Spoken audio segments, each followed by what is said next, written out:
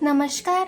आज आपण बनवणार आहोत गावाकडची खास चविष्ट आणि झटपट होणारी दह्याची कढी. सर्वात पहिले इथे बघा दही घेतलेलं आहे. त्याच्यानंतर इथे मीठ, पीठ आहे, त्याचं बेसन घेतलेलं आहे आणि इथे हळद घेतली आहे. सर्वात पहिले इथे आपण पीठ घालू, नंतर बेसन घालू,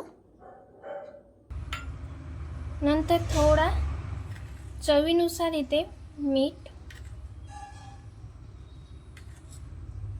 त्याच्यानंतर इथे हळद. आपण इथे थोडीशी हळद टाकू.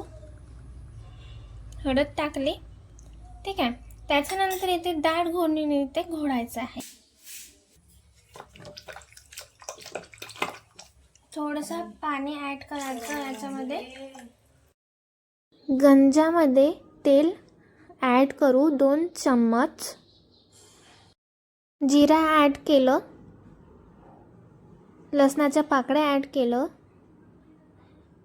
मिरची, गोडलिंबाचा पाला थोडंसं चम्मचनी ढवळून घ्यायचं आणि शिजू द्यायचं. त्याच्यानंतर आपण दही केलेला त्याच्यामध्ये ॲड करायचं. अशा प्रकारे आपलं दही रेडी होतो.